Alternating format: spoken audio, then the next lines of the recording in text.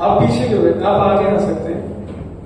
And कुछ लोग इधर आ सकते हैं। बहुत वेरिएशन हो गया, इधर बहुत सारे एकदम ग्रुपिज्म बन गया है और इधर सबने छोड़ दिए सीट्स।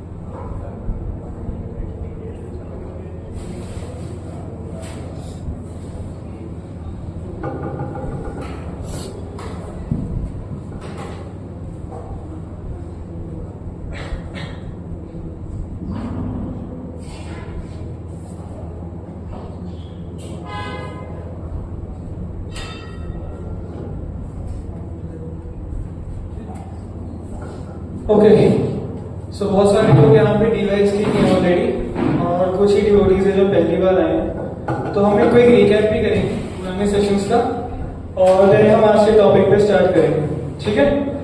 तो पहला टॉपिक था getting the eyes, can scientist believe in God.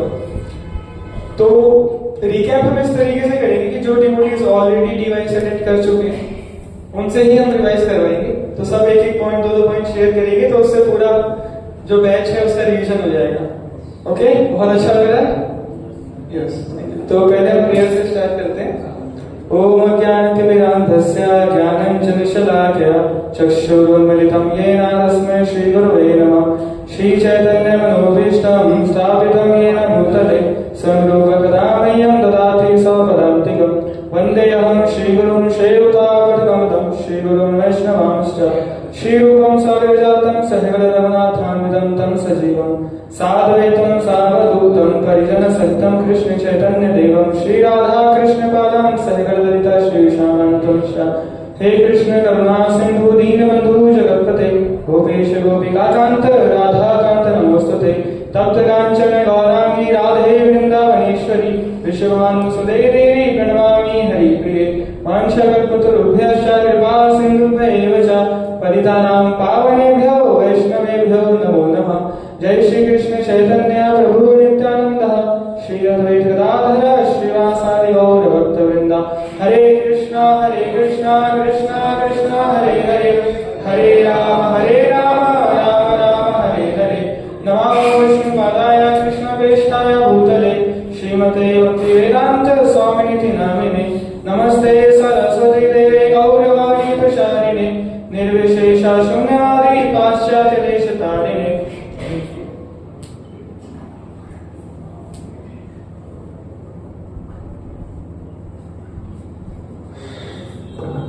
Yes, so starting with the first session, can a scientist believe in God? तो उसमें क्या पढ़ा था आपने? आपसे मैं इंट्रो पूछूंगा जब कोई जवाब नहीं दे पाएगा। ओके, सो यस बताइए। यस, साइंस बिलीव करते हैं गॉड पे या नहीं करते? Yes, very good. तो उसमें कुछ साइंटिस्ट के एग्जांपल दिए गए थे कि कुछ साइंटिस्ट उसमें थे जो लोग फेवर में थे कि यस हम एक्सेप्ट करते हैं that there is a higher intelligence, that we can say that higher intelligence is God somewhat, और उसी के निर्देश अनुसार ये पूरी सृष्टि कार्य कर रही है। ये था। तो किसी को कोई नाम याद है साइंटिस्ट का? एल्बर्ट आइंस्टाइन, यस, और ओपेनहाइमर, और ओपेनहाइमर वैसे उसमें नहीं था लेकिन ठीक है, और न्यूटन, और कितने नंबर है? ओके, ठीक है, थोड़ा सा आगे बढ़ते हैं। उसमें कुछ लॉजिक्स दिए गए थे कि अच्छा हम गॉड को क्यों एक्सिस्ट करें, सिवाय इसके कि हाँ साइंटिस्ट भी मानते हैं, उसके अलावा और भी कुछ लॉजिक्स दिए गए थे कि इसलिए गॉड एग्जिस्ट करते हैं, इसलिए हमें मानना चाहिए कि हाँ लॉजिकली प्रूवन है कि हाँ गॉड एग्जिस्ट करते हैं। तो उनमें क्या कुछ लॉजिक बता सकता है, कुछ शेयर कर सकता है? Yes yes yes, anyone? सोचिए, थोड़ा सा सोचिए। मुझे बोलना है क्वेश्चन। मैंने कहा कि जैसे उसको कुछ लॉजिक्स बताए गए थे कि कुछ तर्क दिए गए थे कि ये तर्क हमें प्रूव करते हैं कि हाँ गॉड एग्जिस्ट करते हैं। क्या आपको कोई तर्क याद है उनमें से? याद है। बताइए। ये सब जो चीजें बन रही है, जैसे कोई ये पौधे खिला है तो ये अपने आप ही तो नहीं बने। Yes. इसके पीछे कौन कौन के जाते हैं, वॉच बने हैं, स्मार्टफोन बने हैं, सेलफोन बने थे, इनके पीछे कौन कौन कहता था? तो चलिए अपने आप ने बनाए, उसके पीछे कौन कहता है? इन सब के पीछे कहता है कौन? Yes, very good, very good. बहुत ठीक है एक्सप्लेनेशन दी बोलते थे कि अगर इतनी सारी चीजें चल रही हैं तो रैंडमली तो चल रही नहीं होंगी चीजें। अगर हम कोई प्रोग्राम भी लिखते हैं, रैंडम प्रोग्राम भी अगर मैथमेटिक्स में बनाता है, कोड करता है, तो उसके पीछे भी एक एल्गोरिथम डिजाइनर होता है जिसमें वो एल्गोरिथम लिखा होता है कि रैंडम दबाने पे ये नंबर निकलेगा। उसको उस कोडर को पता होता है कि हाँ रैंडम पे ये नंबर निकलेगा, हमें नहीं पता होता, हमारे लिए चीजें वो रैंडम होती है। उसी तरीके से ये सारी चीजें चल रही हैं लेकिन रैंडमली इतनी परफेक्ट चल रही है कि ऐसा लगता है कि हाँ रैंडम चल रही है, लेकिन उसके पीछे एक परफेक्ट डिजाइनर या क्रिएटर मौजूद है। फर्स्ट सेशन को हम यहीं तक कंक्लूड करते हैं। सेकंड सेशन था getting the eyes to see God. तो इसमें क्या बताने का प्रयास किया गया था? किसमें?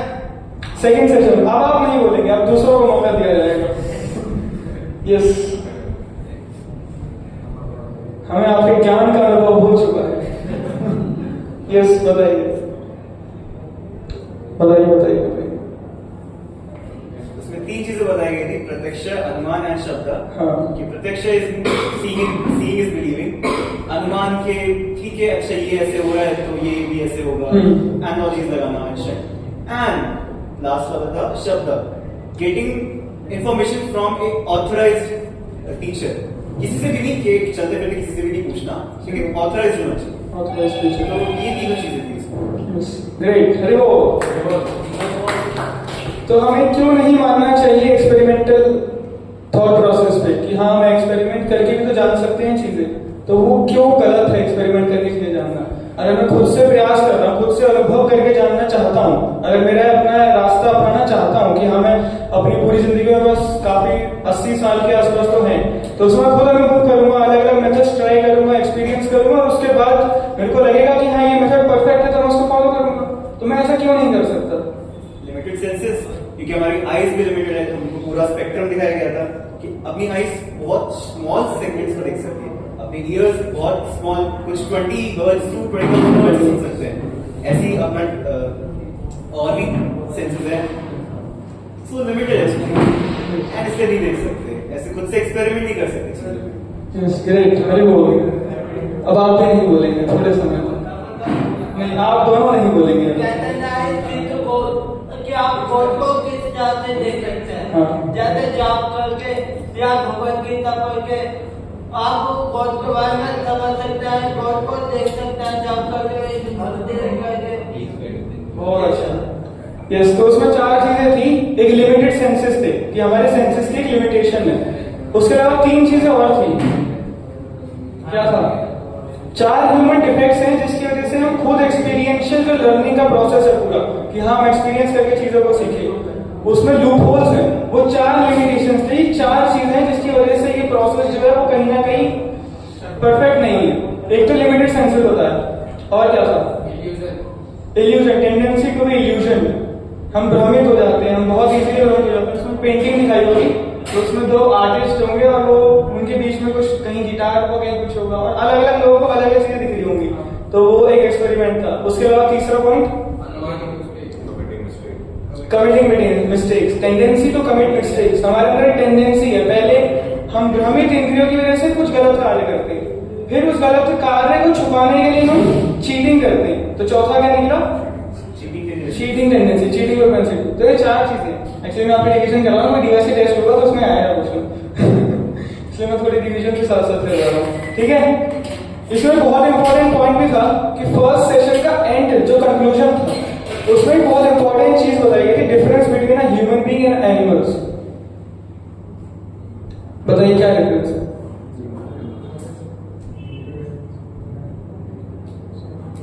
यस, आप लोगों में से कोई बताइए, प्रकाश डालिए। आपको जो भी लगता है बता सकते हैं। क्या डिफरेंस हो सकता है? जानवर है, और इंसान है, मनुष्य है, इनके बीच में क्या डिफरेंस हो सकता है? थिंकिंग प्रोसेस का। Thinking process, like what kind of process? जानवर उस हिसाब से एक इंसान सोच सकता है। एक इंसान मतलब जानवर की लिमिट होती है, उसको आप मार दोगे तो वो इतना नहीं सोचेगा कि उसने मेरे को मारा है, वो बस भागेगा। और वो वापस आप उसको बुलाओगे वो प्यार से आगे जाएगा, वो इतना नहीं सोचेगा कि इसने मेरे को मार, उसके पास नहीं जाना। लेकिन इंसान की टेंडेंसी है कि अगर कोई मार देगा ना तो उस पास नहीं जाएगा वो दोबारा, कि ये मारता है, ये कुछ करता है, हमारे साथ बुरा करता है तो हम नहीं जाएंगे इसके पास। इंसान रिस्पॉन्सेस को स्टोर करके उसके बेसिस पे नेक्स्ट एक्शंस ले सकता है, डिसीजन ले सकता है, कैपेसिटी, थिंकिंग कैपेसिटी ज्यादा है। ओके, और एक बहुत इंपॉर्टेंट पॉइंट था उसमें,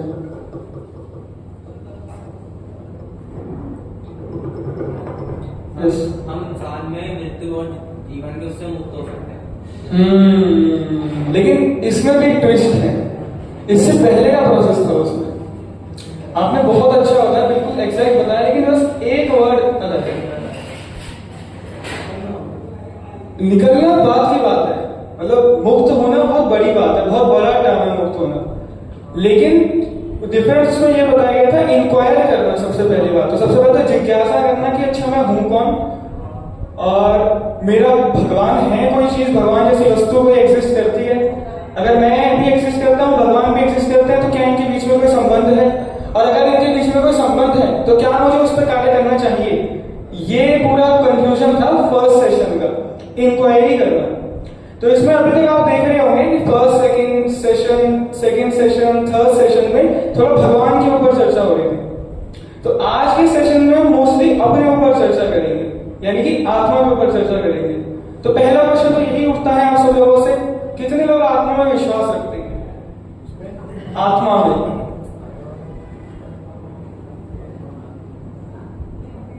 सिर्फ पीछे का एक व्यक्ति है जो विश्वास, अच्छा आप भी रखते हैं, सभी रखते हैं विश्वास।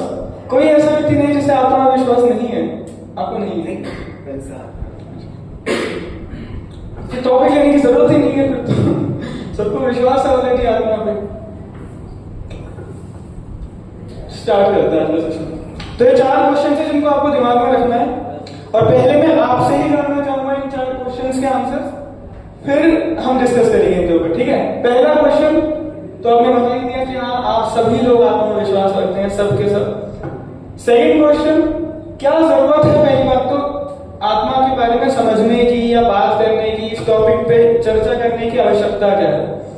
तो आप में से तो प्रकाश डाल सकता है, खास करके वो जो अभी तक नहीं बोले। आप कुछ भी बोल सकते हैं, यहाँ पे कोई आपको जज नहीं करेगा, हम सब सीख ही रहे हैं। आप बोलेंगे तो आपको भी पता चलेगा कि अच्छा मैं बोल सकता था मेरे अंदर थॉट आया था। यस, इसलिए जरूरी है क्योंकि हमें पता चलता है कि हम यहाँ पर क्यों आए, क्यों भेजे हैं भगवान ने धरती पर। हमें जगह पता लगती है, मतलब वही काम हो ये सब करने तो नहीं आए हैं। अब तो ये तो नहीं एसपीएस में ओटीपी में बहुत पुरानी है लगता है, तभी आप भी चुप रहिएगा। यस, आप बताइए, इधर से कोई प्रकाश करती है?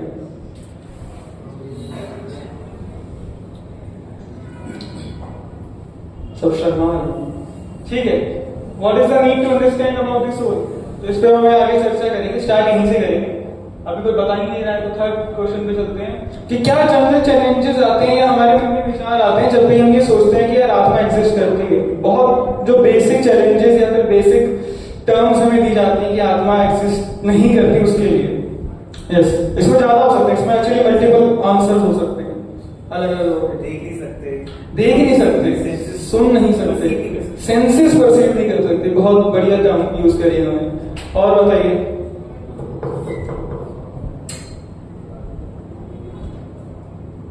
कुछ तो बताइए।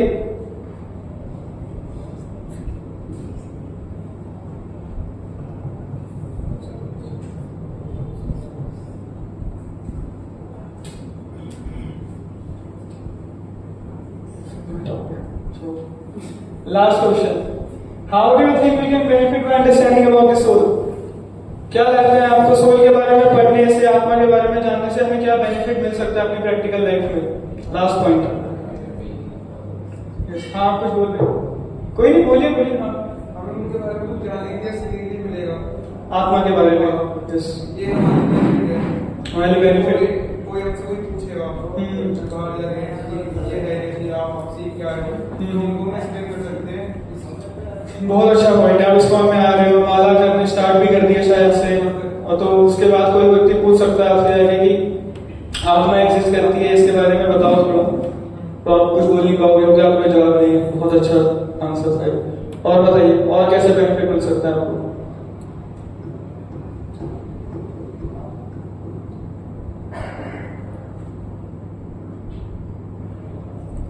लाइक जैसे कि हम डॉक्टर के पास जाते हैं तो उसका मेन पर्पस होता है कि रूट कोज को फाइंड करना। तो ऐसे ही बॉडी में अगर हमें रूट कोज फाइंड करना है, अगर हम उस पर वर्क करते हैं तो फिर डायरेक्टली हमारी लाइफ भी एक बेहतरीन बात होगी। बहुत ही अच्छा जवाब दिया रोजी ने। एक्चुअली रूट कॉज है, ये समझना पड़ेगा हमें सबसे पहले कि ये रूट कॉज है हमारी डिससेटिस्फेक्शन का। जब ये अंडरस्टैंडिंग पॉइंट डेवलप हो जाता है कि हाँ हमारी जितनी भी डिससेटिस्फेक्शन है, अनहैप्पीनेस है लाइफ में, वो इसीलिए है क्योंकि हम जो असलियत में हैं, जो हमारी एग्जिस्टेंस है, हम उस एग्जिस्टेंस के अकॉर्डिंग एक्शन नहीं कर रहे हैं। अब वो एक्शन क्योंकि एग्जिस्टेंस के अकॉर्डिंग नहीं है, तो जो एग्जिस्टेंस के अकॉर्डिंग नहीं है वो सारे ट्रेट्स हमें अंदर डेवलप हो जाएंगे। तो उसमें क्या ट्रेट्स आ जाते हैं? Dissatisfaction, unhappiness. जैसे अभी जितनी भी टेक्नोलॉजिकल एडवांसमेंट्स हो रही है, आप देख रहे हैं कि हम बहुत ज्यादा बाहर जाने का प्रयास कर रहे हैं, हम स्पेस क्राफ्ट बना रहे हैं, हम मार्स पे जा रहे हैं, मून पे जा रहे हैं, लेकिन हम अंदर जाने का प्रयास नहीं कर रहे, अपने आप को इंट्रोस्पेक्ट करने का प्रयास नहीं कर रहे। और इससे होता क्या है? इससे डिससेटिस्फेक्शन पैदा होती है। जैसे बहुत ही डेवलप्ड कंट्री है अमेरिका। अमेरिका में आपको पता है कितने लोग साइकियाट्रिस्ट के पास विजिट करते हैं? 2/3 पता है शायद आपने। अब थोड़ा रेट बढ़ गया वैसे, अब 1 आउट ऑफ 14 हो गया, लास्ट चेक किया था मैंने। Actually state to state vary करता है, 2/3 कहीं किसी स्टेट्स में है। ओवरऑल अगर देखा जाए ब्रॉडर पर्सपेक्टिव में, हर 14 व्यक्ति में से एक व्यक्ति साइकियाट्रिस्ट के पास जाता है अमेरिका में। वहां पे 2 इंडस्ट्री सबसे ज्यादा बूम पे है अमेरिका के अंदर, एक तो साइकियाट्रिस्ट, दूसरी कौन सी हो सकती है बताइए?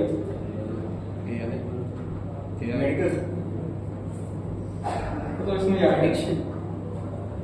इंडस्ट्री, डिफेंस, एआई, और बताइए इधर से भी कुछ बता सकते हैं? लॉयर इंडस्ट्री, क्योंकि वहां पे डिवोर्स बहुत ज्यादा होते हैं, वहां का डिवोर्स रेशियो बहुत हाई है। लगभग 50 to 60% मैरिजेस जो है वहां पे डिवोर्स नहीं होती है, बहुत रेयरली कोई मैरिज वहां पे नहीं जाती है, वहां पे उल्टा है इंडिया से। तो वहां पे देखेंगे कि आप बहुत डिससेटिस्फेक्शन है। अगर आप वहां पे जाएंगे तो 50 से 60% जो युवा हैं, बच्चे हैं, उनको यही नहीं पता कि उनके पिता कौन है, क्योंकि माता की शादी हो रही है, 7 शादियां होती हैं स्त्रियों की। एक स्त्री का आया था रिपोर्ट न्यूज़पेपर में कि उसकी 7 शादी हुई और 5th हस्बैंड से कोई एक बच्चा था। अब वो कंफ्यूज थे कि 5th हस्बैंड से है, 6th हस्बैंड से, मतलब बहुत कॉम्प्लिकेटेड केसेस है एक्चुअली अमेरिका में। और वहां पे इतनी ट्रॉमेटिक सिचुएशन है कि आप देखेंगे कि वहां के जो बच्चे हैं वो बहुत ज्यादा डिप्रेस्ड रहते हैं, बहुत ज्यादा मेंटल हेल्थ इश्यूज वहां पे जनरेट हो रहे हैं इसकी वजह से। और ओवरऑल एज सोसाइटी से स्ट्रक्चर बिगड़ रहा है, ब्रेक डाउन हो रहा है। और इसकी वजह से क्या होता है, जब स्ट्रक्चर ब्रेक डाउन होता है तो गवर्नमेंट को एड करना पड़ता है। तो गवर्नमेंट का ज्यादातर एक्सपेंडिचर या तो एडिक्शन फ्री जो रिहेबिलिटेशन सेंटर्स हैं वहां पे खर्चा जाता है, या फिर ऑर्फनेज हाउसेस में खर्चा जाता है, यही होता है। अब जैसे मैंने एनिमल्स और ह्यूमन बीइंग्स का एग्जांपल लिया था, तो अगर हम देखा जाए भगवद में एक श्लोक आता है बहुत अच्छा, यही संस्पर्शा जब होगा दुख योना एवते आदि अंतवंत कौनते महातेषु रमते बुधा। तो इसमें भगवान कहते हैं कि जो ये विषय वस्तु और इंद्रियां, इन दोनों के संयोग से जो सुख पैदा होता है, ज्यादा बड़ी टर्म्स हो गए, विषय वस्तु मतलब ऑब्जेक्ट्स, कोई भी ऑब्जेक्ट हो गया, जैसे खाने की चीज हो गई, और इंद्रियां यानी कि हमारे सेंसेस, तो इस केस में जीभ हो गई। अब इन दोनों के टच से क्या होगा, हैप्पीनेस आएगी। जैसे अगर मैं आपसे पूछूं कि खुशी गुलाब जामुन में है या जीभ में है, खुशी कहां है बताओ? कॉम्बिनेशन गुलाब जामुन में है, तो अगर जीभ नहीं होगी तो आपको खुशी मिल जाएगी। तो टेस्ट भी आएगा। टेस्ट कैसे जनरेट होता है? Taste is a phenomena actually. Taste कोई वो नहीं है, मतलब इट्स नॉट अ, मैं क्या समझा, इसमें सब्सटेंस नहीं है taste. Taste is a phenomena. जब गुलाब जामुन जीभा से स्पर्श होता है तो ये स्पर्श से टेस्ट उत्पन्न होता है, तो ये टेस्ट जो है इसी को हम सुख मानते हैं। तो ऐसे आप अलग अलग विषय वस्तुएं ले सकते हो कि कोई अच्छी तस्वीर आपने देख ली तो आईज का इंटरेक्शन हुआ उस तस्वीर से और आपका बहुत ज्यादा आनंद की प्राप्ति हुई। तो ये इसको कहते हैं संस्पर्शाचा भोग, जो इंद्रियां और विषय वस्तु के संयोग से जो सुख उत्पन्न हो रहा है। भगवान ये कह रहे हैं कि ये दुख का कारण बनता है आगे जाके, और जो बुद्धिमान जीव है वो इस दुख में नहीं फंसते। अब बताओ दुख का कारण कैसे बन सकता है, बताओ। चलिए मैं ये बताता हूँ। अगर आप ज्यादा करते हो, जैसे मैंने कंपेयर करा था ह्यूमन बींग्स और एनिमल्स को, अगर आप ओलंपिक की रेस में या ओलंपिक में बॉक्स फाइटिंग जो होती है उसमें कंगारू को ले तो कौन जीतेगा? आप है कंगारू जीतेगा। वैसे अगर एमएमए फाइटिंग में भालू को ले तो कौन जीतेगा? आप जीतेगा, भालू जीतेगा। कौन सबसे ज्यादा मीटिंग कर सकता है, इंसान या सुअर? किसकी ज्यादा गर्लफ्रेंड है बताओ?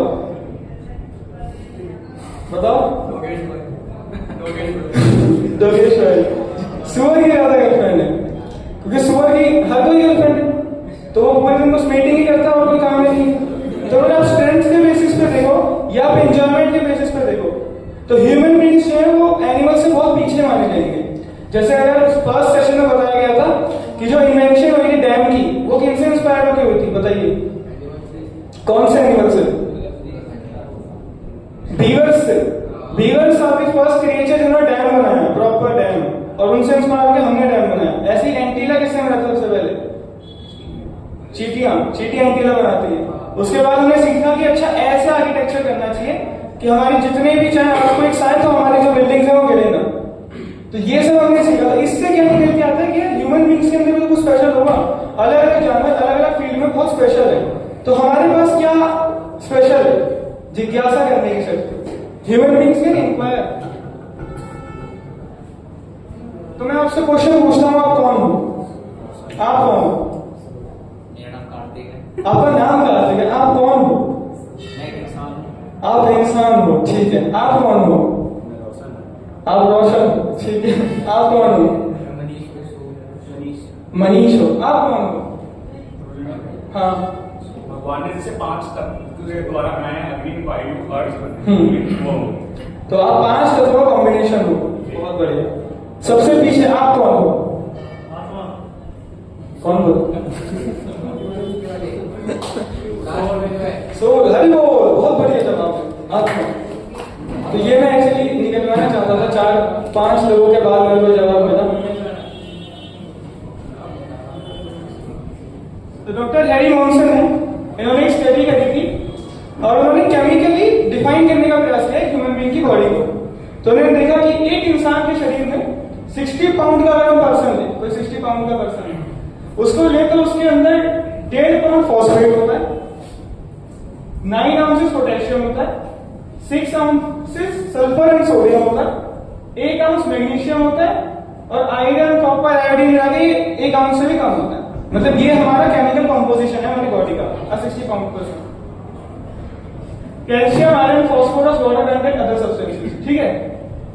तो अगर टोटल मिलाया जाए, अच्छा ऊपर चला जाए, अगर टोटल कॉस्ट मिलाई जाए तो कितनी आ रही है यहाँ पे? 500 रुपए। ये एस्टिमेट अमाउंट है। तो 500 रुपए के आसपास का हमारा वो है। हम एक तरीके से हमारी जो कॉस्टिंग है, अगर कॉस्टिंग निकाली जाए तो 500 रुपए के आसपास की है। तो अगर मैं आपको कहूं तो आपको कैसा लगेगा कि आप 500 रुपए के? अच्छा लगेगा? नहीं लगेगा। क्यों नहीं लगेगा? ऐसा क्या है जो आपको लगता है कि यार मेरी इतनी भी कम कॉस्ट नहीं हो सकती? कुछ मेरे अंदर कुछ तो स्पेशल है कि नहीं, इतना तो मैं चीप नहीं हूं। वो क्या है? Abilities, skill set. Okay, what is life? तो मैं एक क्वेश्चन पूछता हूं आप सभी से। आपके एक मित्र है और उनके पास मर्सिडीज है। मर्सिडीज की क्या कॉस्ट है अभी इस समय पे, किसी को पता है? 80 लाख। ओके, एक क्वेश्चन का तो जवाब दिया आपने। तो 80 लाख कॉस्ट है मर्सिडीज की। तो मर्सिडीज में आपका दोस्त जा रहा है, ट्रैवल कर रहा है, उसके पास मर्सिडीज है और उसका एक्सीडेंट हो जाता है और गाड़ी को भी बहुत ज्यादा रिपेयरिंग की जरूरत होती है और आपका दोस्त भी सड़क पे पड़ा है, उसको भी बहुत ज्यादा चोट लगी हुई है, रिपेयरिंग की जरूरत है। तो आप कहाँ जाएंगे? पहले आप पहले गाड़ी को दुकान पे लेके जाएंगे ठीक कराने, या पहले आप अपने दोस्त को हॉस्पिटल लेके जाएंगे? क्यों हॉस्पिटल लेके जाएंगे? बच जाएगा। लेकिन कॉस्ट तो मर्सिडीज की ज्यादा है, मर्सिडीज 80 लाख की है, आपका दोस्त मात्र 500 रुपए का। ऐसा क्या है उसके अंदर? सोल। बार बार मतलब इंपॉर्टेंस के ऊपर ये सारी स्टोरीज जो हैं, इतने भी फैक्ट्स हैं, ये सब दिखाने का प्रयास कर रहे हैं कितना इंपॉर्टेंट एक्चुअली, मतलब कुछ तो है मिसिंग पॉइंट। अभी हम सोल को कंक्लूड नहीं कर रहे, बट ये कुछ तो है। तो ये आपका दोस्त है। हाँ, यस। तो नाउ क्वेश्चन कम्स कि एक लिविंग बॉडी और एक डेड बॉडी में क्या डिफरेंस है? सोच नहीं लगा।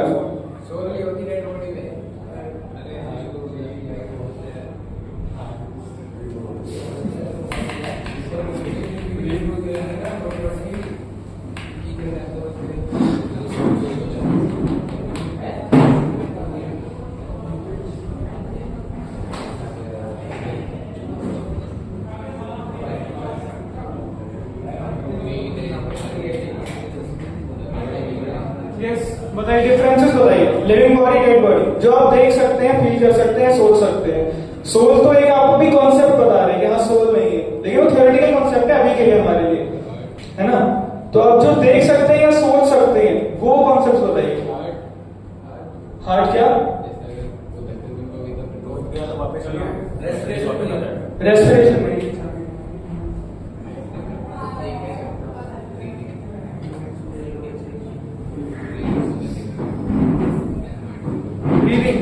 ये सौ बताइए।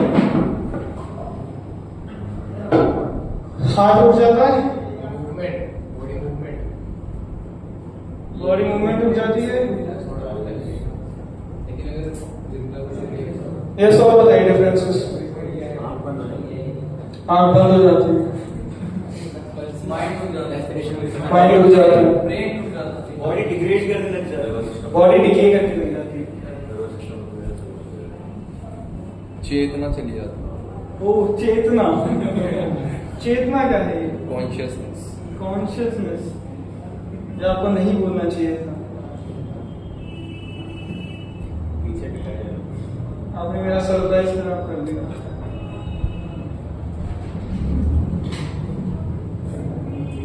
यस, चेतना निकल जाती है। अभी चेतना के बारे में ज्यादा मत सोचिए, क्योंकि चेतना भी मैंने बताया ही नहीं चेतना क्या होती है, चेतना पे अलग से चर्चा करेंगे। और बताइए। यस बताइए। कुछ काम नहीं करता बनने के बाद हाँ बॉडी मूवमेंट हो गया, चलिए कोई नहीं, इतने पॉइंट्स रखते हैं।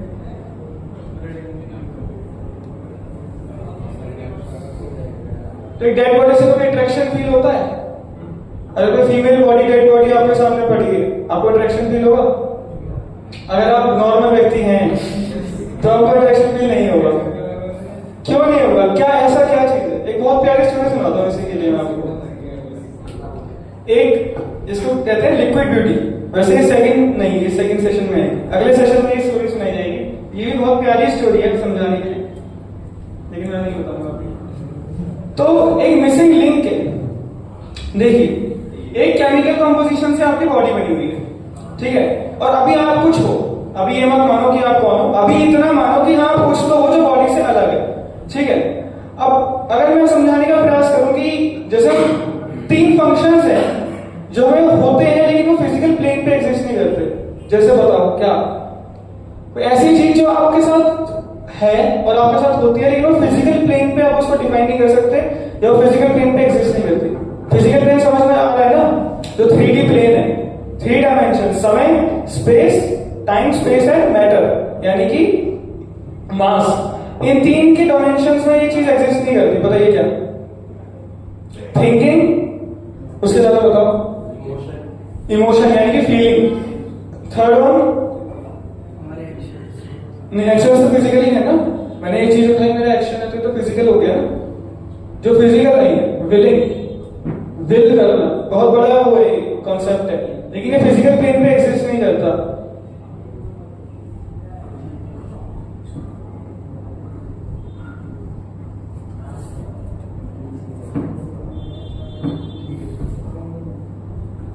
ठीक है, थिंकिंग, विलिंग एंड फीलिंग, ये तीनों चीजें फिजिकल प्लेन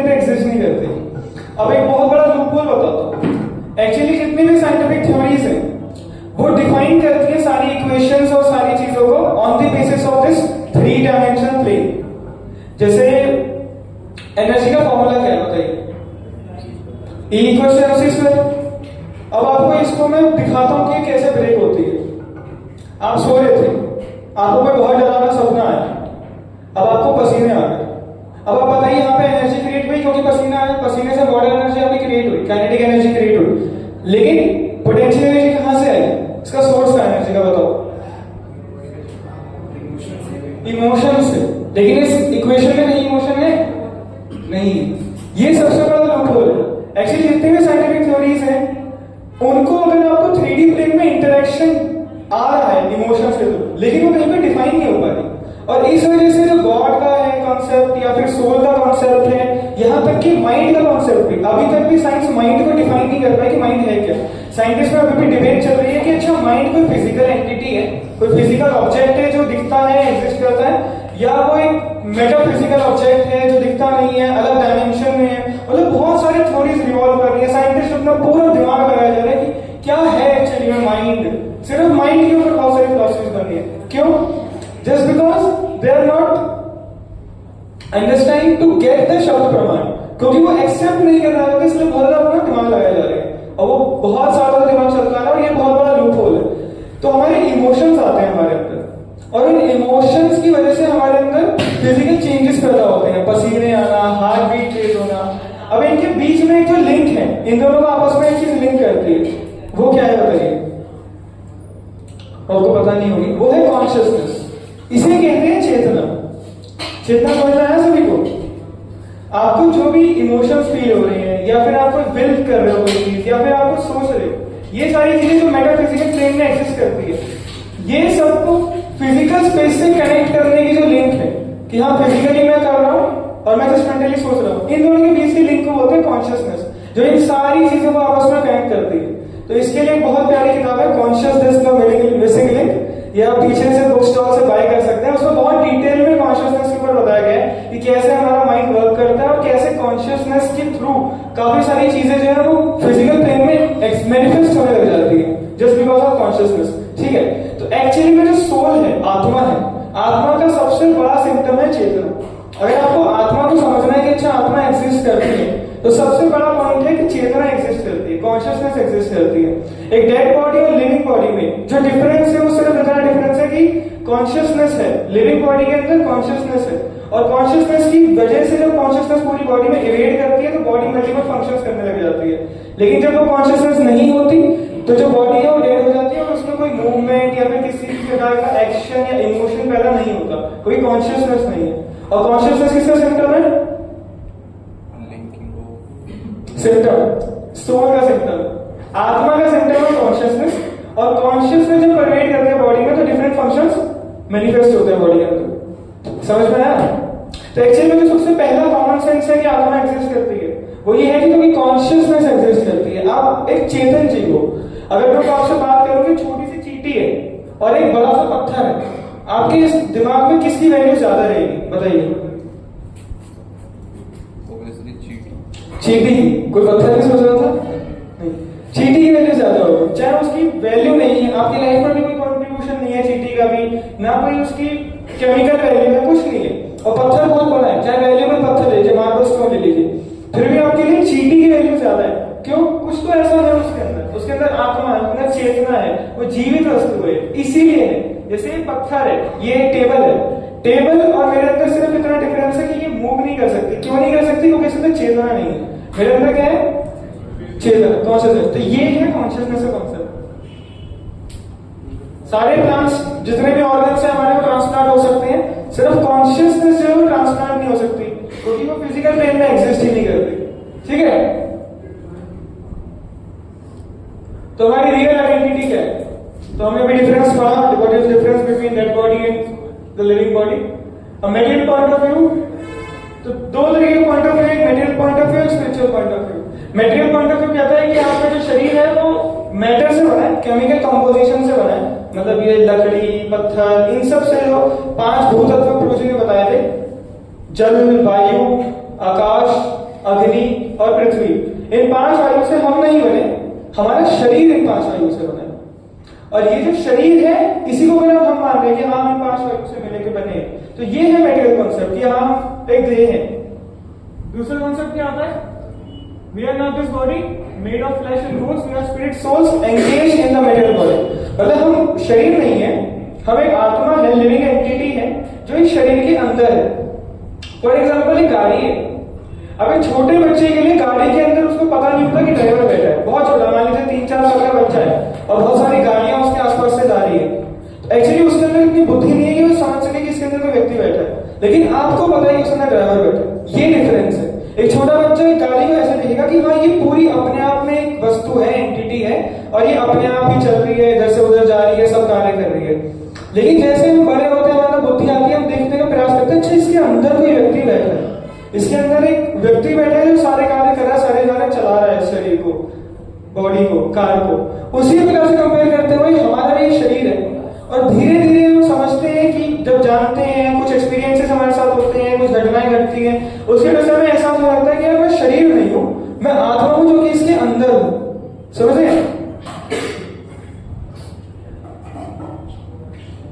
जैसे bird trapped in the cage, इसमें हम बाद में आएंगे।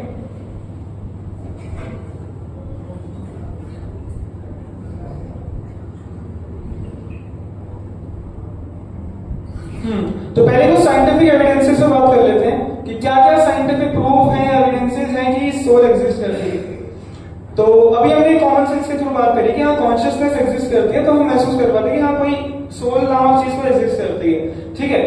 उसके अलावा बहुत सारी स्टडीज हुई है। किस किस को यहाँ पे एस्ट्रल प्रोजेक्शन या आउट ऑफ बॉडी एक्सपीरियंस के बारे में पता है? आपने सारी रिसर्च किया, किसी और को? तो ये फिनोमिना है जिसे कहते हैं आउट ऑफ बॉडी एक्सपीरियंस या फिर एस्ट्रल प्रोजेक्शन। तो बहुत सारे लोग यहाँ पे रिपोर्ट करते हैं कि कभी कभी वो, शायद आपके साथ भी कभी कभी ऐसा हुआ हो, आपको तब ना पता हो, लेकिन आप सो रहे हो, लेकिन सोते सोते आपको ऐसा लगा हो कि आप उठे लेकिन आपकी बॉडी नहीं उठी, आप कुछ हिले डुले, आपने वो कुछ हल्का सा महसूस किया और फिर आप वापस हो जाते हैं। जस्ट किसके साथ हुआ है ऐसा? ओके, 2-3 लोगों से, 3-4 लोगों के साथ हुआ। तो ये कुछ ग्लिम्स हैं। ऐसे ही बहुत बड़े डॉक्टर हैं, रॉबर्ट डॉक्टर, तो वो पिछले 5 साल से इसके ऊपर रिसर्च कर रहे हैं, आउट ऑफ बॉडी एक्सपीरियंसेस और एस्ट्रल प्रोजेक्शन के ऊपर, ये कैसे काम करता है। उन्होंने पूरी रिसर्च करके उन्होंने टेक्निक्स तक बताई है कि 5-6 टेक्निक्स उन्होंने निकाल के दी हैं कि आप अगर ये टेक्निक्स यूज करते हो तो आप इससे एस्ट्रल प्रोजेक्शन कर सकते हो। एक और बहुत बेसिक फिनोमेना बताता हूँ। बहुत बारी क्या होता है, जब हम सोते हैं ना, तो हम एकदम से बीच में उठते हैं और हमारी बॉडी पैरालाइज से हो जाती है, लॉक से हो जाती है, बंद जाती है, और हमें ऐसा फील होता है कि यार मैं हिल नहीं पा रहा, मैं कुछ कर नहीं पा रहा, लेकिन हमें फील होता है कि फिर थोड़ी देर बाद ठीक हो जाता है अपने आप। ऐसे कितने लोगों के साथ हुआ? ऐसा बहुत लोगों के साथ हुआ, ऐसा बहुत होता है एक्चुअली। मैं कहीं पढ़ता रात को सो रहा तो मेरे रात को ही हो गया है सोते सोते, सच में। तो मैं सोच रहा था कि एक्चुअली ये कुछ फिनोमिनन्स है जो हमें रियलाइज कराते हैं कि not I am not the body, कुछ तो मैं अलग हूँ, कुछ सुप्रीम हूँ, कुछ स्पिरिट सोल है। उसके अलावा 11 to 14% of the average American population were mentally and physically healthy, यानी कि 11 से 14% लोगों का आउट ऑफ बॉडी एक्सपीरियंस हुआ ही हुआ है अमेरिका के अंदर। उसके अलावा एक बहुत बड़े साइंटिस्ट हैं आयन स्टीवेंसन। तो आयन स्टीवेंसन ने एक बहुत अच्छी किताब लिखी है, रीइंकार्नेशन एंड बायोलॉजी। तो उन्होंने साइंटिफिकली रीइंकार्नेशन को एक्सप्लेन करने का प्रयास किया। कितने लोग आप पुनर्जन्म में विश्वास रखते हैं? पुनर्जन्म कि आत्मा का एक जन्म से दूसरा जन्म होता है? ओके, बहुत कम लोग विश्वास करते हैं, आधे लगभग 40% के आसपास। तो रीइंकार्नेशन जो है और सोल जो है, ये आपस में दोनों वाइस वर्सा कॉन्सेप्ट है। अगर आप सोल को एक्सेप्ट करते हो कि हाँ आत्मा एग्जिस्ट करती है, तो आप धीरे धीरे समझ पाओगे कि अच्छा रीइंकार्नेशन होता है। और वही उल्टा है, अगर आप रीइंकार्नेशन को अच्छे से स्टडी करोगे कि यार लोगों के जो पास्ट लाइफ है और नेक्स्ट लाइफ है उसके बीच में बहुत सारे लिंक्स आ रहे हैं, तो उसके थ्रू भी समझ सकते हो, रियलाइज कर सकते हो कि ये सोल एग्जिस्ट करती है। तो दोनों आपस में वाइस वर्सा है।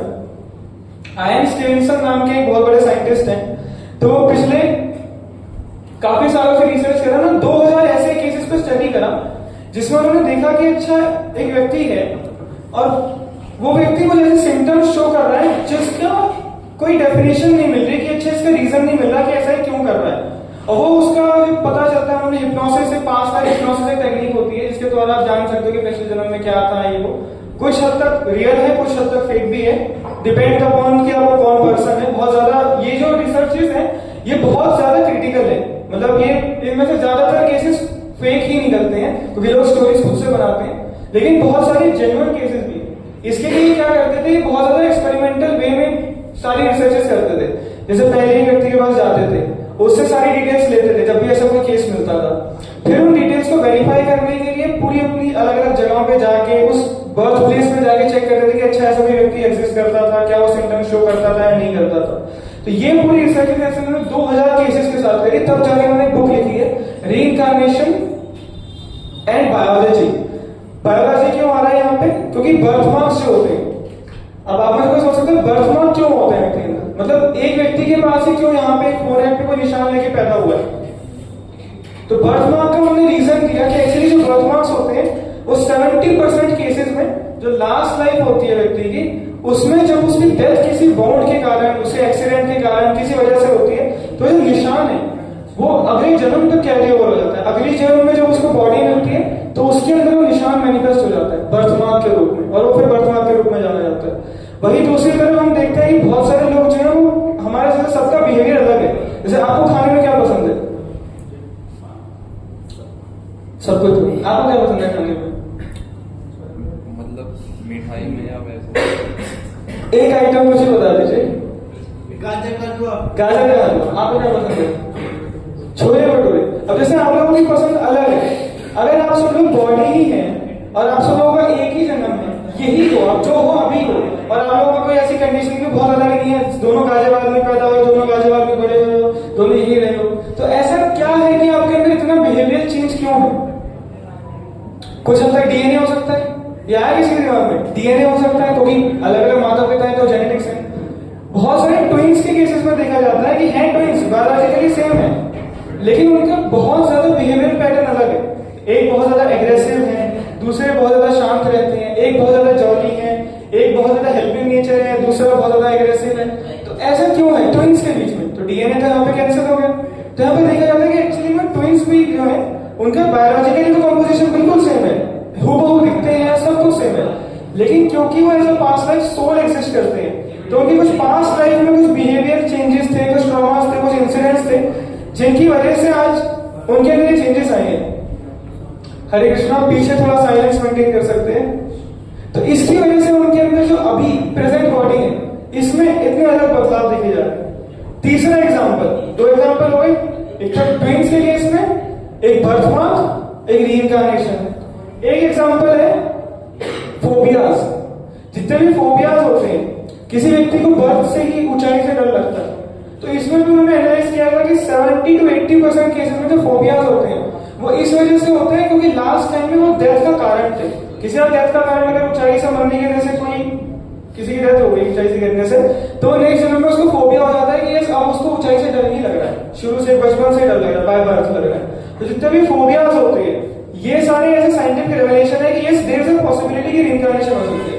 ऑब्वियसली साइंस कभी डायरेक्ट किसी स्टेटमेंट को नहीं बोलता, साइंस कभी ये नहीं कहेगा कि इट इज दिस। साइंस हमेशा ऐसे कहेगा कि yes there may be an infinite space और there may be an a point of infinitesimal decimal with infinitesimal density, ऐसे करके बात करता है साइंस। तो यहाँ पे भी वो साइंस ने ऐसे ही कहा है कि there is a possibility that reincarnation exists because as such we do not have any other alternative और any other idea कि ये क्यों हो सकता है, कोई भी अल्टरनेटिव नहीं है reincarnation एक्सेप्ट करने की वजह से। इसीलिए साइंस ऐसा कहता है कि हाँ ये पॉसिबिलिटी है। ऑब्वियसली साइंस डायरेक्ट नहीं करेगा। तो ये हमने कुछ साइंटिफिक फिनोमेना पढ़े। अब मैं आपको कुछ शॉर्ट वीडियोस दिखाऊंगा इसी के regarding.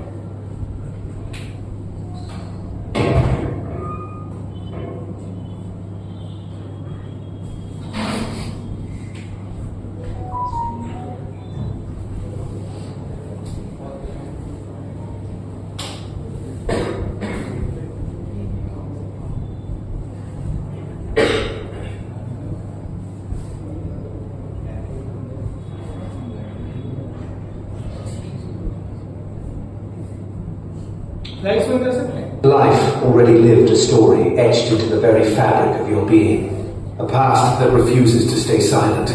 This is the story of Sukla Gupta, a young girl from India whose memories defied explanation, challenging our understanding of life, death, and what lies beyond. In 1959, in the village of Kampa, West Bengal, a little girl named Sukla Gupta began to speak of things no child should know. At just a year and a half old, she started referring to a daughter, Meenu, a life that wasn't her own. As she grew, these weren't childish fantasies. They were vivid recollections. She insisted her name was Mana, or sometimes Mani, and that her home was in Nagaon, also known as Bapara, a place some distance from her own. Her family, initially dismissive, grew increasingly concerned. Sukla's memories weren't vague impressions. They were sharp, detailed, and unsettlingly consistent. She described her husband named Kamal, children, relatives, and specific events from Mana's life with an unnerving conviction. Then came the chilling details of her death. Sukla didn't speak of a gentle passing. Instead, she described a horrific bus crash, the overturning vehicle, the chaos, the screams, the terror. She remembered it all. She remembered dying. Some accounts even suggest that Sukla bore physical marks. Birthmarks, perhaps, that mirrored injuries Mana sustained in that tragic accident. Were these echoes of a past life imprinted on her very being, driven by Sukla's unwavering insistence and the unsettling precision of her memories? Her family embarked on an extraordinary journey. In 1959, when Sukla was just over 5 years old, they travelled to Bapara, Nagaon, the village she claimed as her former home. What unfolded there defies easy explanation. A child, guided by memories not her own, reportedly recognized people, places, and objects from a life she shouldn't have known. She identified her former house, her former family members, confronting strangers who seemed intimately familiar to her. Most astonishingly, the details of the bus crash were reportedly verified. A woman named Mana, or Mani, had indeed died in a bus accident in the Nagaon area, and the circumstances aligned with Sukla's chilling recollections. Witnesses spoke of emotional reunions, a child displaying profound affection for children from a past life. It was a reunion across time, a bridge built of memory spanning the chasm of death. The case of Sukla Gupta, meticulously documented by researchers like Dr. Ian Stevenson, remains a compelling enigma. Was she simply a child with an extraordinary imagination? Or was she a testament to the enduring mystery of reincarnation? A soul returned carrying the echoes of a life tragically cut short. Yes. Sir एक आम आदमी AI और chat GPT से क्यों भागे जा रहा है? क्यों उसको आसान सब में कोई सिखा नहीं पा रहा? देखिए एआई और चैट जीपीटी से लोगों के दिमाग में डर पैदा हो गया है कि भाई हमारी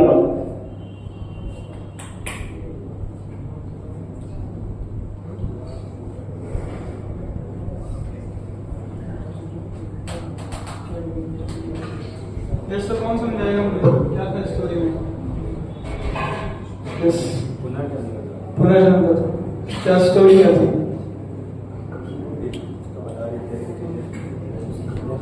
बता रहे थे बच्चे क्या अपने बारे में कुछ ये बता रहे थे बड़ा बंदा बड़ा पर्सन बता डिटेल में बताइए। माइक है? हरे कृष्ण प्रभु जी, वो मुझे ऐसी चीजें बता रही थी जो शायद एक नॉर्मल चाइल्ड जो बॉर्न होता है उसको पता ना हो। जैसे उन्होंने अपने फैमिली के बारे में बताया, कुछ मतलब हस्बैंड के बारे में बता रही थी, ऐसा कुछ चीजें उसने बताया था। एग्जैक्ट तो समझ में नहीं आया इसलिए।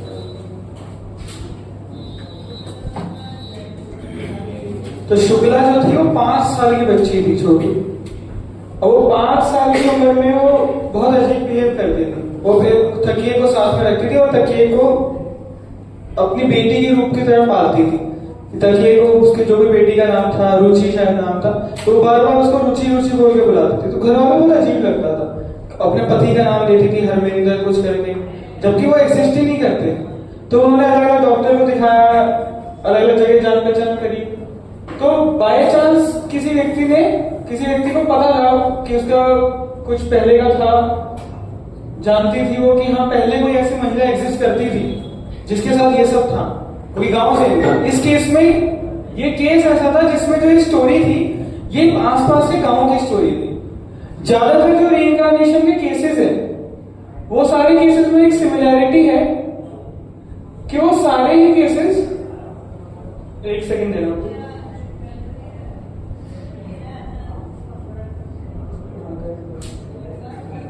राइट और बस कसर राइट, नहीं लेफ्ट, इधर क्रॉस का है ना शायद। हाँ तो क्रॉस कर, नहीं क्रॉस नहीं करना मुझे इसको बड़ा करना है। एक्चुअली ये बोर्ड बहुत दिक्कत कर रहा है।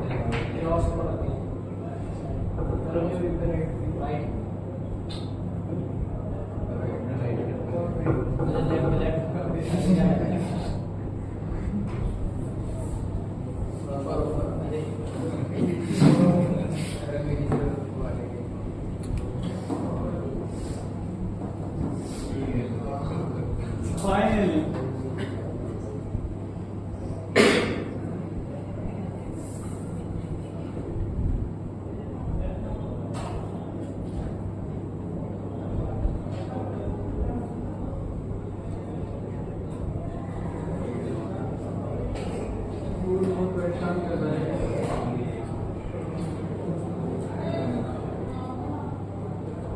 डिफरेंट व्यू में अपने प्रेजेंटेशन व्यू में, लेकिन उसमें चेंज करने का प्रयास कर रहा हूँ, लेकिन मुझे बटन ही नहीं मिल रहा है।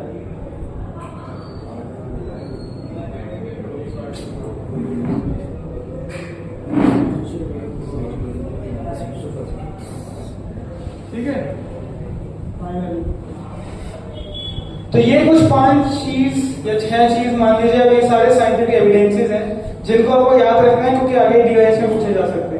ठीक है, अब अगर हम आत्मा है, अब हम थोड़ा पढ़ेंगे आत्मा के कॉन्सेप्ट के बारे में, आत्मा की क्या कैरेक्टरिस्टिक्स हैं और क्या उसका स्वरूप है। जैसे कोई गेस करना चाहेगा यहाँ पे क्या कैरेक्टरिस्टिक्स हैं सोल की, आप हम बोलिएगा।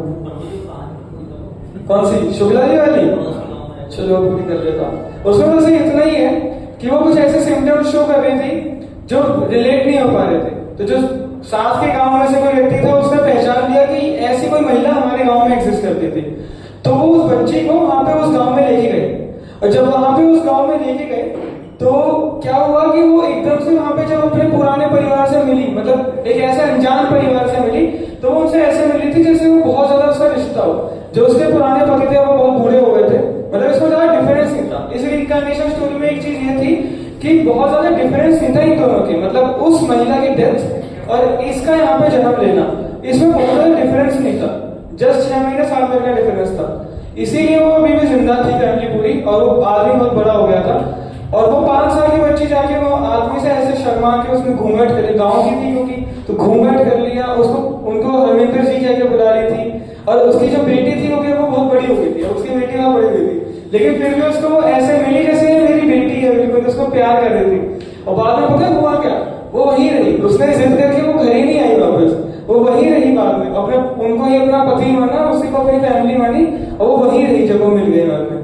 तो ये बहुत बड़ी स्टोरी थी जो रीइंकार्नेशन के ऊपर कॉन्सेप्ट पे बेस्ड थी। इसके अलावा एक और स्टोरी है, एक वॉर वेटरन थे जेम्स रेलिंगर करके, तो उनके साथ भी ऐसे था कि जब वो बहुत छोटे बच्चे थे तो उनके पास भी ऐसी रेवलेशंस आती थी कि कुछ और था, उनको प्लेन्स में बहुत ज्यादा इंटरेस्ट आता था।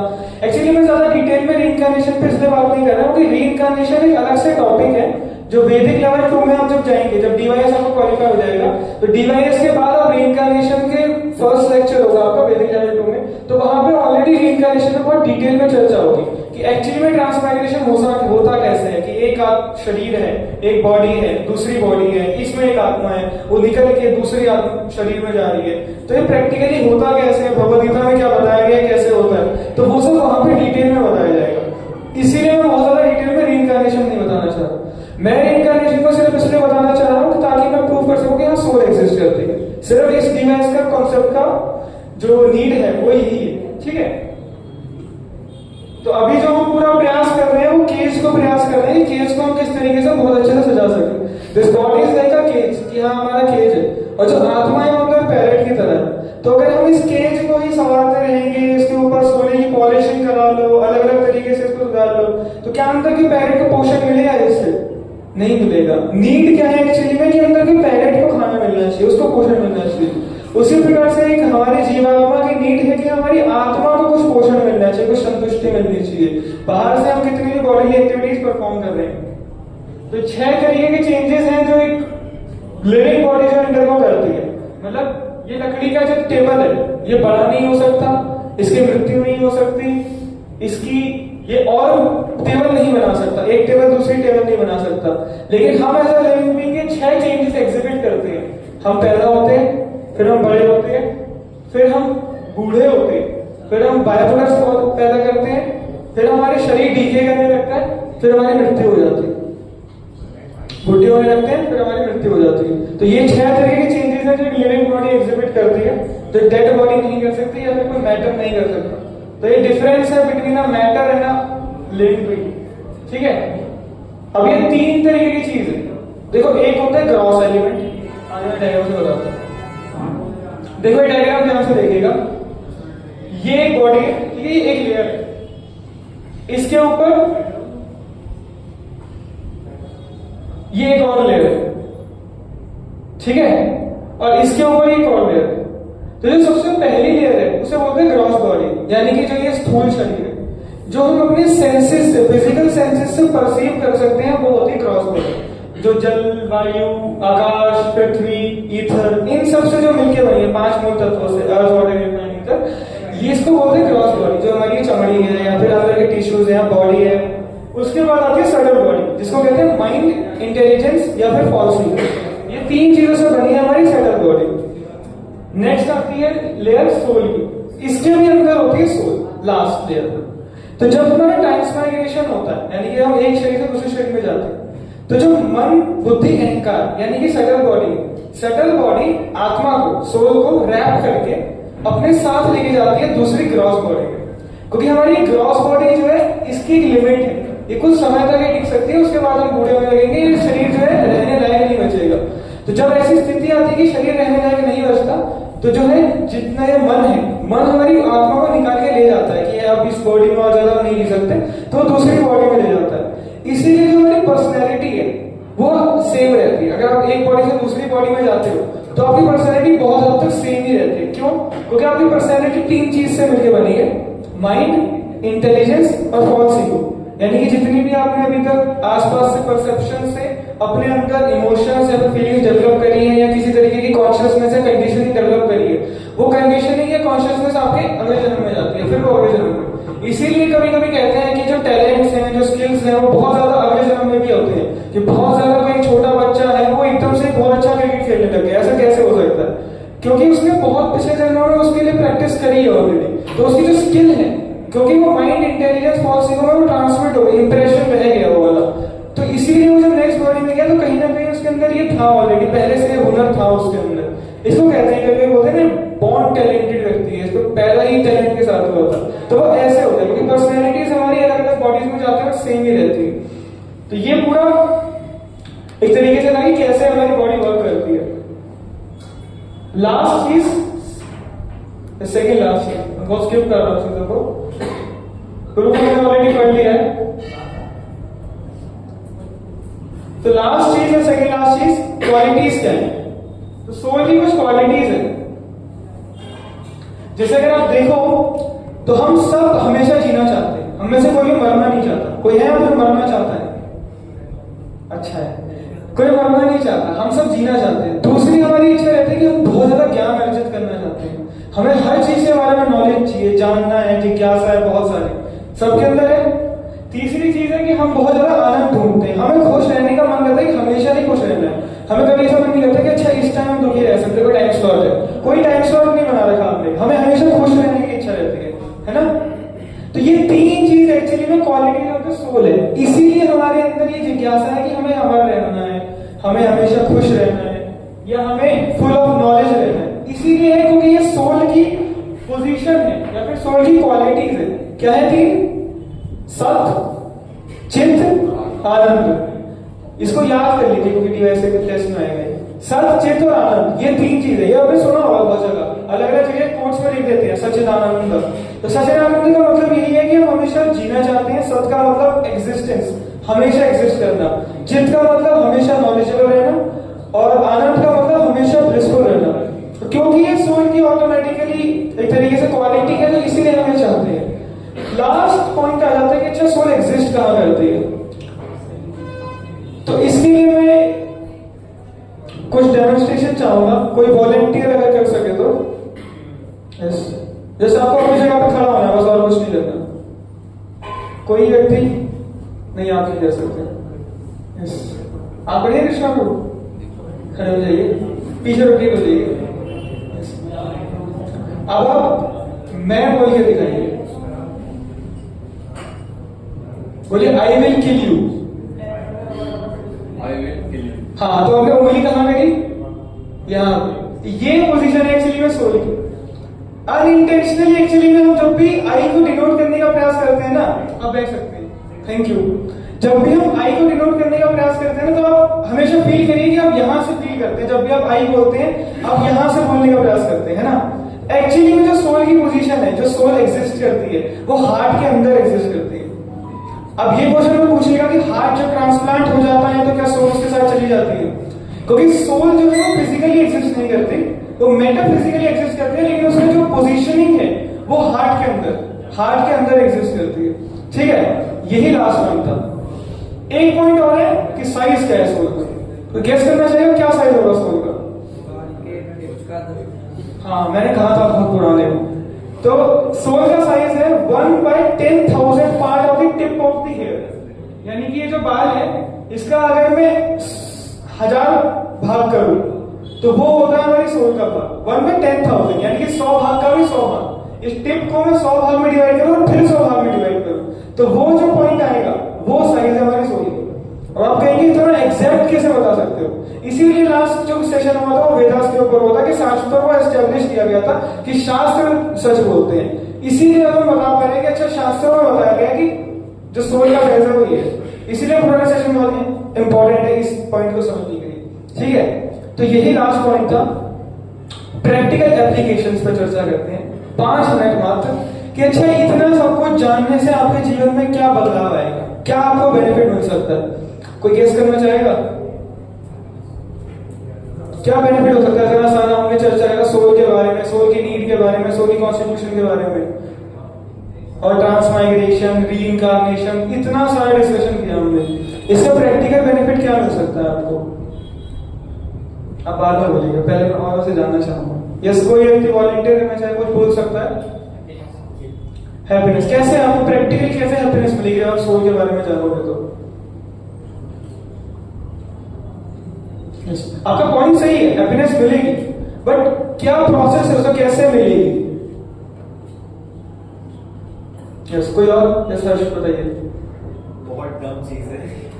कोई नहीं,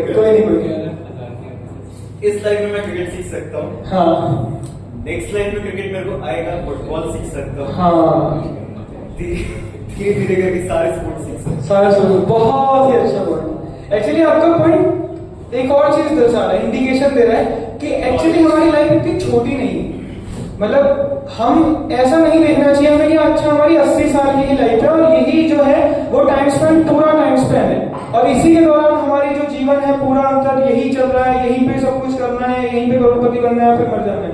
नहीं, हमारा एक्चुअली हम एटर्नल बीइंग्स है, क्योंकि आत्मा है, हमारी मृत्यु नहीं हो सकती। भगवान कहते हैं ना, हमारी ना जायते मृत्यते कदाचन। सोल का कभी जन्म नहीं होता, सोल में मृत्यु नहीं होती। आत्मा का, शरीर का जन्म होता है, लेकिन आत्मा का कभी जन्म नहीं होता। आत्मा अलग शरीर में ट्रेवल करके बहुत समय से अंतराल से और करती रहेगी।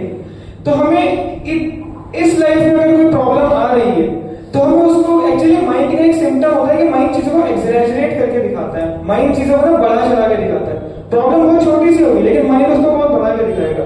तो जब हम आत्मा के विज्ञान के बारे में जानते हैं ना, जब हम समझते हैं, थोड़ा सा अभी रियलाइज करना बहुत मुश्किल है आपको, मैं भी रियलाइज नहीं कर पाया कि मैं आत्मा हूँ, लेकिन जब हम इतना समझते भी हैं, अंडरस्टैंड भी करते हैं कि हमें आत्मा हूँ, तो एक ब्रॉडर पिक्चर निकल के आती है कि अच्छा बहुत लंबा टाइम है, एक्चुअली में बहुत कुछ किया जा सकता है। कैरेक्टर डेवलपमेंट या ट्रांसफॉर्मेशन जो है वो बहुत लंबा प्रोसेस हो सकता है।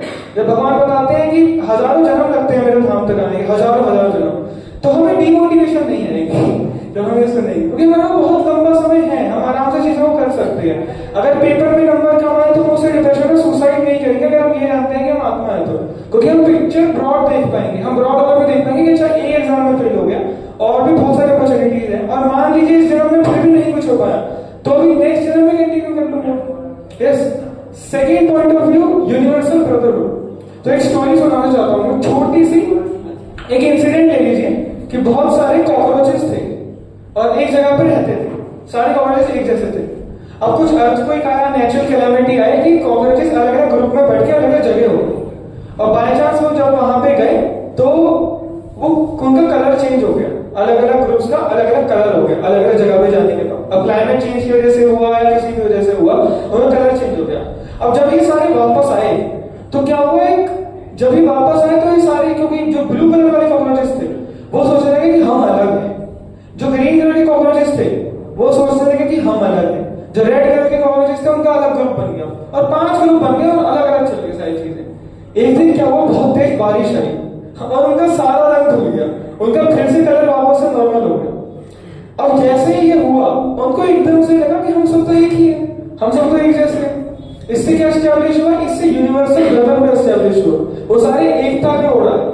तो जब हम ये देख पाते हैं ना कि हम आत्मा है और बाकी सारे भी आत्मा है, तो हम यूनिवर्सल ब्रदरहुड बना पा सकते हैं इसके बेसिस पे। जैसे जो कॉन्सेप्ट है वसुधैव कुटुंबकम, वासुदेव कुटुंबकम इसीलिए कॉन्सेप्ट है क्योंकि हम अपने आप को और सभी को आत्मा मान रहे हैं, इसीलिए हम यूनिटी में आ सकते हैं। क्योंकि सब एक जैसे, अगर सब आत्मा है तो क्वालिटेटिवली सब सेम है, क्वांटिटेटिवली डिफरेंस हो सकता है लेकिन क्वालिटेटिवली सेम है।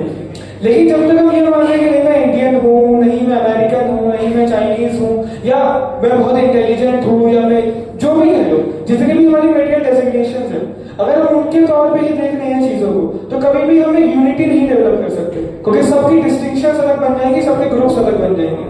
तो ये एक बहुत बड़ा बेनिफिट है जो मिलता है, मतलब अगर हर व्यक्ति आत्मा के स्तर पे आए तो यूनिवर्सल ब्रदरहुड बनाया जा सकता है, और पर्सनल लेवल पे चीजों को ब्रॉडर पर्सपेक्टिव में देखने का हमें व्यू पॉइंट मिलता है। तो यही कंक्लूजन था इसका।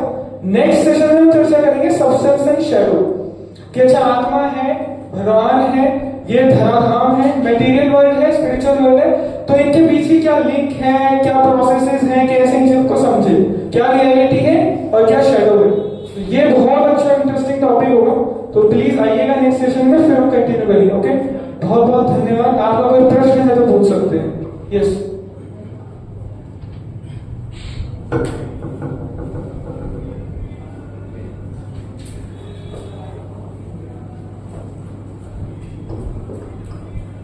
हरे कृष्ण प्रभु जी। प्रभु जी, जैसे आपने बताया कि हम सब आत्मा हैं और हमारी जो लाइफ स्पैन है वो 80 ईयर 70 ईयर नहीं है, उसके बियॉन्ड भी है। मतलब हम मरते हैं तो उसके बाद हमारे को कहीं नई जन्म मिलता है, हमारा नया रिकार्नेशन होता है। तो जैसे आपने बताया कोई स्टूडेंट फेल हो जाता है, उसके मार्क्स कम आते हैं, तो उसे डिमोटिवेट नहीं होना चाहिए कि हाँ उसने कम मार्क्स एक्वायर किया है, उसका आगे भी है। बट जैसे उसने समझ लिया कि मैं आत्मा हूँ, तो वो तो कुछ ऐसे स्टेप ले सकता है कि हाँ मैं आत्मा हूं, तो मुझे इस लाइफ को चेंज करना चाहिए, अपने आप को किल कर लेना चाहिए और शायद मेरी नेक्स्ट लाइफ बेटर हो। तो ऐसे तो हमारे लिए एक तरह से डिमोटिव पॉइंट भी होता है कि हमने समझ लिया कि हम आत्मा है, इस लाइफ में हम सेटिस्फाई नहीं है, तो बंदा अपने आप को किल करेगा और सोचेगा कि मुझे नेक्स्ट लाइफ जो होगी वो मेरी बेटर होगी। तो ये क्या सही है? हाँ, तो देखिए इसमें 2 केस है। पहला तो इसको कहते हैं एक्सट्रीमिस्ट थिंकिंग। 2 एक्सट्रीम होते हैं। एक एक्सट्रीम होता है बहुत ज्यादा यही मान लेना कि मैं आत्मा ही हूं, शरीर को भूल जाना। दूसरा एक्सट्रीम होता है शरीर को ही पूर्ण मानना और आत्मा के बारे में सोचना नहीं। तो एक्चुअली भगवद गीता क्या बैलेंस बनाने का प्रयास करती है। आप आत्मा हो, लेकिन ये शरीर भी आपके पास है, वस्तु के रूप में शरीर आपकी जिम्मेदारी के रूप में आपके पास है, तो इसका ध्यान रखना भी आपकी जिम्मेदारी है। दूसरा पॉइंट, अगर आप ये सोचते हो कि मैं मर जाऊंगा, नेक्स्ट जन्म अच्छा मिल जाएगा, तो इसके लिए आपको समझना पड़ेगा कि नेक्स्ट जन्म मिलता कैसे। यहाँ पे बता नहीं पाया मैं, भगवद गीता में बताते हैं जब आप मरते हो तो जिस प्रकार की आपकी इच्छाएं होती हैं और जिस प्रकार के आपके कर्म होते हैं वो डिसाइड करते हैं कि आपकी नेक्स्ट बॉडी क्या होगी। तो अगर आपने ऑलरेडी कुछ अच्छा किया नहीं अपनी लाइफ में और आप सोच रहे हो कि मर के मेरी नेक्स्ट बॉडी अच्छी होगी, तो वो नहीं होगी, नेक्स्ट बॉडी और भी खराब होगी फिर। तो अपनी लाइफ ऐसे जियो कि आपको जो नेक्स्ट बॉडी वो अच्छी मिले, अब इस बॉडी से तो बेटर मिले एटलीस्ट। ठीक है प्रभु जी। और कोई प्रश्न? प्रभु जी, हमारे मेमोरी ये होते हैं कि हम सपोज जैसे हमारा पुनर्जन्म हो तो मेमोरी जहाँ तक है, मतलब मूवी का एंड पार्ट 2 तो बहुत ज्यादा 90% केसेस में नहीं आती मेमोरीज, कुछ केसेस में रह जाती है, कुछ में ट्रॉमेटिक सिचुएशन होती है तो मेमोरीज रह जाती है लास्ट अगली लाइफ में। वरना क्या है ना, एक्चुअली भगवान ने इस तरीके से बनाया है ना कि भगवान सारी मेमोरीज इरेज कर देते हैं जानबूझ के। मान लो आपके पिछले आपके 50 जन्म हो चुके हैं और आपको 50 जन्म की यादें हैं सारी आपके पास, इस जन्म में आप बस के नीचे कुचल के मरे थे, उस जन्म में आप जल के मरे थे, उस जन्म में आप पानी में डूब के मरे थे। तो इतनी सारी खतरनाक यादें लेके आप जी नहीं पाओगे, है ना। इसीलिए भगवान इरेज कर देते हैं सारी मेमोरी। कुछ ट्रॉमेटिक कंडीशंस में ये चीजें रह जाती है कि आपको मेमोरीज रह गई लास्ट लाइफ की, वरना 90% केसेस में मेमोरीज नहीं रहती। और कुछ पीरियड तक रहती नहीं है, तो आपको कुछ बच्चा जब बहुत छोटा होता है, गोद में होता है, तब तक कुछ मेमोरीज याद आ जाती हैं, लेकिन वो कन्वे ही नहीं कर पाता। बहुत रेयरली होता है कि 5 साल की उम्र तक, 10 साल की उम्र तक भी कुछ मेमोरीज याद है पुराने जन्म, बहुत रेयर होता है सर। ठीक है, इसको लूप होल कह सकते हो। हरे कृष्ण प्रभु जी, मुझे ये पूछना था कि why God made us, like what's the purpose of us being existing here, like what was his purpose to make us? बहुत अच्छा प्रश्न है आपका। वैसे तो देखिए प्रश्न इस टॉपिक से रिलेटेड नहीं है, तो मैं ज्यादा डिटेल में इसको बताऊंगा भी नहीं, क्योंकि अभी ये समझना भी मुश्किल होगा, क्योंकि मेरे ख्याल से आप शायद आया भी पहली बार है। हाँ, तो बहुत ज्यादा मुश्किल होगा आपके लिए समझना। अगर मैं आपको ऐसे स्टेटमेंट कह दूंगा तो हो सकता है आपका विश्वास पूरा हिल जाए, फिर आपको भी आगे समझने में प्रॉब्लम हो। समझ रहे ना, क्योंकि आपने पहले के 3 सेशन अटेंड करे नहीं है ना, और इसमें भी आपने आत्मा के बारे में थोड़ा सा डिस्कस किया हमने। एक्चुअली जो वैदिक लेवल 2 है, वहां पे इसके बारे में हम डिटेल में चर्चा करते हैं कि एक्चुअली एक स्पिरिचुअल वर्ल्ड था। वैसे अगले सेशन में भी हम थोड़ा डिस्कस करेंगे। अगर आपको इसका आंसर डिटेल में चाहिए ना, तो आप अगले सेशन में जरूर रहिएगा। उसमें बताते हैं कि स्पिरिचुअल वर्ल्ड है और एक मटेरियल वर्ल्ड है। जब स्पिरिचुअल वर्ल्ड में एक लिविंग एंटिटी के डिजायर्स आते हैं कि उसे इंडिपेंडेंटली एंजॉय करना है, उसे भी चाहिए कि उसकी एक कुछ जिम्मेदारियां हो उसके पास, उसको अलग अलग ऑब्जेक्ट्स को भोगना है, डिजायर्स हैं, तो उसके लिए भगवान एक अलग से वर्ल्ड क्रिएट कर देते हैं पूरा कि हाँ ठीक है, यहाँ पे इंडिपेंडेंटली जियो, जो आपको करना है करो। तो इसीलिए हम यहाँ पे आते हैं अपने डिजायर्स की वजह से। मतलब जो बेसिक वो है ना, हर कार्य का जो मूल है, रूट कॉज है, वो इच्छा है। इच्छा है विल पावर, उसी से सब क्रिएशन हुई है, उसी से हमारा ट्रांसमाइग्रेशन होता है अलग अलग बॉडीज में, उसी से हम डिसाइड करते हैं कि हमें यही रहना है या हमें स्पिरिचुअल वर्ल्ड में जाना है या हमें मोक्ष प्राप्त करना है, जो भी और डिजायर की वजह से होता है। तो इसका आंसर एक वर्ड में तो डिजायर है, लेकिन आपको डिटेल में जाना तो नेक्स्ट सेशन में थोड़ा डिटेल में चर्चा होगी इसके ऊपर। But I have a counter question. So you are saying that we are a part of the ultimate God. हाँ, so I have a question about it. मतलब कि so is it like the Advait philosophy that like Adi Shankaracharya said that we are all part of the ultimate Brahma, or is it like the Vedanta philosophy, like ISKCON like is basically running on the Advait philosophy or the Vedanta? समझ रहा हूँ, Advait philosophy में actually run नहीं कर रहे, इसको कहते हैं शुद्ध द्वैत अद्वैत। सब आपने रामानुजाचार्य की पढ़ी है फिलोसफी? किसकी? रामानुजाचार्य। रामानुजाचार्य नहीं। शुद्ध द्वैत अद्वैत रामानुजाचार्य मध्वाचार्य इंट्रोड्यूस्ड शुद्ध अद्वैत अद्वैत। वैसे ये जो डिस्कशन है ये यहाँ के ऑडियंस के हिसाब से सुटेबल नहीं है, अब बाद में पर्सनली डिस्कस कर सकते हैं, लेकिन जो फिलोसफी है शुद्ध द्वैत अद्वैत। जैसे कि डिफरेंस है भी लेकिन नहीं भी है। जैसे अगर प्योर अद्वैत में बताऊं तो उसमें तो डुअलिटी है, और अगर प्योर द्वैत में बताऊं तो वो एक ही है ना। लेकिन यहाँ पे शुद्ध द्वैत अद्वैत, जैसे दूध और दही है। अब दूध और दही को आप कह सकते हो कि एक भी है अलग भी है। क्यों? क्योंकि दही जो है वो दूध से ही आई है, तो डेयरी प्रोडक्ट सेम है, लेकिन दही की क्वालिटी अलग है, दूध की क्वालिटी अलग है, तो यहाँ पे डिफरेंस हो गया। तो इट इज शुद्ध द्वैत अद्वैत। Like we are connected but we are not connected. हाँ, मतलब हम हैं एक ही, लेकिन हमारी पोजीशंस अलग है। जैसे भगवद गीता के 13 चैप्टर में इसको और डिटेल में बताते हैं। क्षेत्र क्या चाहे हम क्षेत्रीय पढ़ा है मैंने श्लोक That we are like sun and sunlight. हाँ, सन एंड सनलाइट की बात कह सकते हैं। वी आर पार्ट, मतलब क्वालिटेटिवली सेम है। जैसे ओशन है, समुद्र में बहुत सारी बूंदें हैं, एक हो गया पूरा होल समुद्र, एक हो गया समुद्र का एक बूंद, तो हम वो बूंद है, भगवान पूरा समुद्र है। क्वालिटी सेम है, उसमें भी वही न्यूट्रिएंट्स होंगे, वही मिनरल्स होंगे, वही क्वालिटीज होंगी, और पूरे समुद्र में वही क्वालिटीज होंगी, लेकिन क्वांटिटी का फर्क। समझ गए? और डिटेल में चर्चा करेंगे, बाद में कर सकते हो, ठीक है? यहाँ सुटेबल नहीं है, ठीक है? बहुत और कुछ? Thank you very much. Hare Krishna.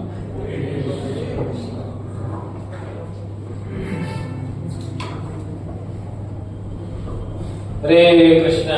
Hare Krishna. I hope you like this lecture very much and get understanding how our soul is working, where the soul is located. So many characteristics of the soul are there, and yes, so many understandable points we get from the lecture, and we would like to thank His Grace Subal Gaur Group chanting Hare Krishna Mahamantra. Hare Krishna Krishna Krishna Hare Hare, Hare Ram Hare Ram